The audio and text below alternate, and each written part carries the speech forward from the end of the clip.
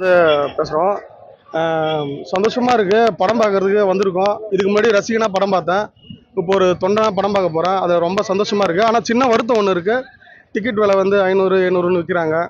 இது ரொம்ப மனசுக்கு வருத்தமாக இருக்குது. ஏன்னா சாதாரண வேலை செய்கிறவன் தான் நான். அதேமாரியே ரொம்ப இங்கே வறுமை கோட்டு கீழே நிறைய பேர் இருக்காங்க. அவங்களெல்லாம் படம் பார்க்க முடியுமான்றது ஒரு கேள்விக்குறி தான்.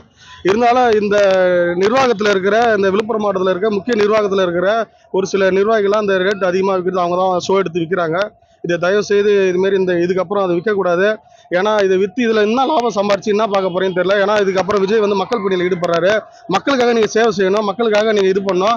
ரேட்டை குறைச்சி மக்களுக்காக இலவசமாக நீங்கள் கொடுக்குறதுல ஒரு நல்லது. இல்லை கவுண்டர் ரேட்டுக்கே கொடுத்துருந்தா கூட பரவாயில்ல.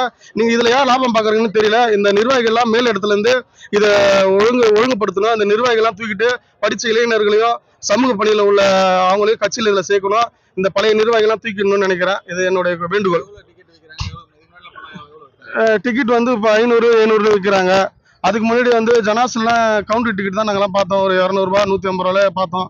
இப்போ வந்து ஷோ எடுத்து விற்கிறதுனால இவங்க அதிக ரேட்டுக்கு அவங்க லாபத்துக்காக விற்கிறாங்க. இந்த லாபம் வந்து ஏன் கேட்குறேன். இந்த லாபத்தில் சம்பாரிச்சு அவங்க என்ன பண்ண போறாங்கன்னு தெரியல. ரசிகன் தான் படம் பார்க்க வர போறான். ஏன்னா இது ரசிக ஷோன்னு எதுக்கு வச்சுக்கிறான்னு தெரியல. ரசிகன் பார்க்கறதா ரசிக ஷோ. இதுல ஏன் நீங்க ரசிகருக்கு ஏன் அந்த ரேட்டு விற்கிறீங்கன்னு எனக்கு ஒன்றும் புரியல. இது வந்து கடுமையான எதிர்க்காது. அதே போல இந்த விஷயங்கள்லாம் ஒரு சரி செய்யணும்னு நினைக்கிறேன். விஜய் சார் வந்து இந்த விஷயம் இல்லை, இது சாதாரணமா டிக்கெட் விஷயம் நினைக்காதீங்க.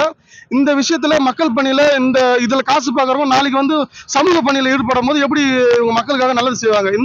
இந்த பொறுப்புல இருக்கிறவங்கள சொல்றேன். விழுப்புரம் மாவட்டம் சொல்றேன், மற்ற மாவட்டங்கள் எப்படின்னு தெரியல. விழுப்புரம் மாவட்டத்தில் உள்ள நிர்வாகிகளை சரி செய்யணும்ன்றது என்னோட வேண்டுகோள்.